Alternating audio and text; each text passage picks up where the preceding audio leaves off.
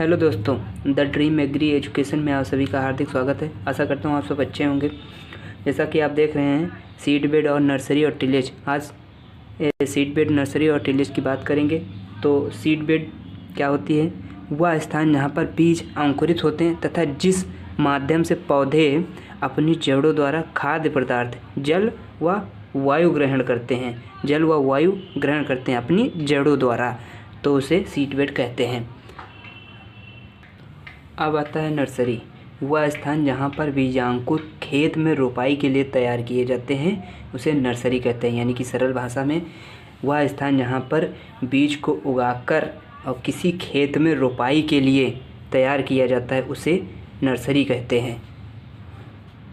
आया समझ में? अब आता है भूपरिष्करण यानी कि टिलेज। भूमि को तैयार करने की वह प्रणाली जिसके द्वारा भूमि में पौधों की वृद्धि के लिए सभी अनुकूल परिस्थितियों का निर्माण होता है। यानी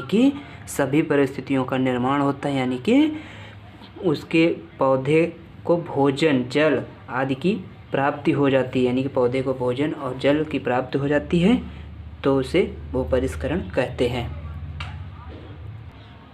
भूपरिष्करण में खेतों को जोतना, हैरो चलाना, पाटा चलाना और भूमि का समतल करना, निकाई गुड़ाई करना आदि क्रियाएं शामिल होती हैं।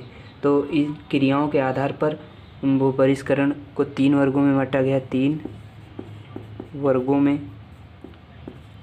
गया है। जिसमें आ जाता है, पहला है प्राथमिक भूपरिष्करण, द्वितीयक भूपरिष्करण, अंताकर्षण। तो चलते हैं।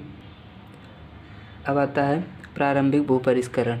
भूपरिष्करण की प्राथमिक यानी कि प्रारंभिक क्रियाएं जिनका उद्देश्य मृदा की कठोरता को कम करना तथा मृदा का समतलीकरण एवं पादप मृदा कणिकाओं को पुनर्व्यवस्थित करना प्रारंभिक भूपरिष्करण कहते हैं। तो इसके बाद आता है द्वितीयक भूपरिष्करण यानी कि इसका मेन उद्देश्य रहता है कि फसल की बुआई के लिए उचित विषय तैयार करना, जो द्वितीयक भूपरिष्करण के श्रेणी में आते हैं। इसके बाद आ जाता है अंतःकर्षण।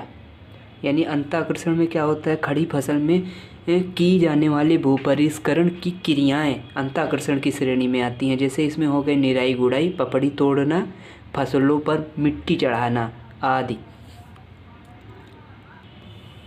खड़ी फसल में की जाने वाली भूपरिष्करण की क्रियाओं को अंतःकर्षण की श्रेणी में रखते हैं।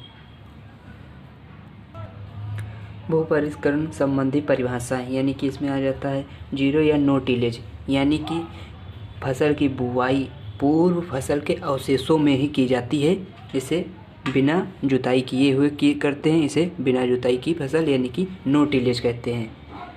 न्यूनतम भूपरिष्करण आ जाता है। इसमें फसल की बुआई करने के लिए आवश्यक भूमि को कम से कम जुताई की जाती है, उसे न्यूनतम भूपरिष्करण कहते हैं।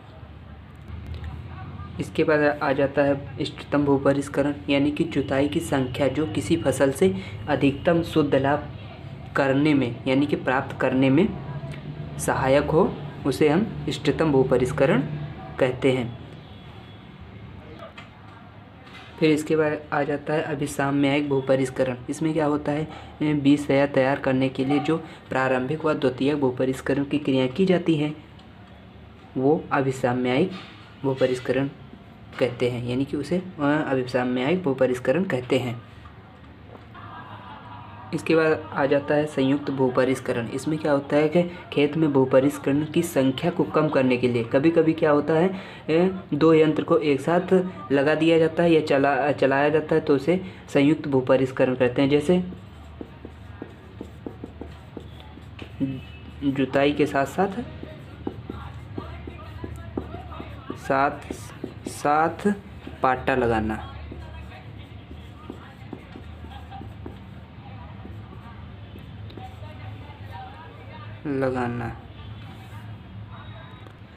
इसके बाद आ जाता है संरक्षण भूपरिष्करण। यानी कि इसमें क्या होता है, भूमि को प्राकृतिक रूप से बनाए रखने के लिए उसमें पहली फसल के अवशेष भूमि की सतह पर ही छोड़ दिए जाते हैं और अगली फसल के लिए तैयारी की जाती है। तो उसे संरक्षण भूपरिष्करण कहते हैं। इसमें क्या होता है, जल और वायु द्वारा भूमि का कटाव कम होता है। इसके बाद आ जाता है पलवार भूपरिष्करण। भूमि की इस प्रकार जुताई करना जिसमें जीवाश्म अवशेष या पलवार को भूमि की ऊपरी सतह पर छोड़ दिया जाता है, उसे पलवार भूपरिष्करण कहते हैं। इसके बाद आ जाता है दिशा निर्देशित भूपरिष्करण, यानी कि विशेष रास्तों या दिशानुसार सूर्य प्रकाश, वायु दिशा, पूर्व भूपरिष्करण क्रियाएं व खेत की आधार रेखाओं को ध्यान में रखकर जुताई करना दिशा निर्देशित भूपरिष्करण कहलाता है। तो इसके बाद आ जाता है चक्रीय भूपरिष्करण, यानी कि इसमें क्या होता है, भूपरिष्करण कार्य जिसमें मिट्टी चक्रीय रूप से काटी जाती हो वह चक्रीय भूपरिष्करण कहलाता है, या भूमि को मिलाया जाता हो उसे चक्रीय भूपरिष्करण कहते हैं। इसके बाद आ जाता है रसायन प्रति, यानी कि प्रति भूमियों में खरपतवारों का नियंत्रण जब शाकनाशियों का भूपरिष्करण यंत्रों के स्थान पर अन्य विधि से कर लिया जाता है तो उसे हम रसायन प्रति कहते हैं। और फिर इसके बाद आ जाता है अंधी गुड़ाई, यानी कि फसल के अंकुरण के पूर्व की गुड़ाई को अंधी गुड़ाई कहते हैं। यह सामान्यतः गन्ने में की जाती है। कभी कभी क्या है, मक्का और ज्वार, गेहूं आदि में अंकुरण प्रतिशत को बढ़ाने के लिए हम अंधी गुड़ाई करते हैं। तो आज के लिए बस इतना ही, मिलते हैं इसके नेक्स्ट सेकेंड पार्ट में। तो धन्यवाद। जय हिंद, जय भारत।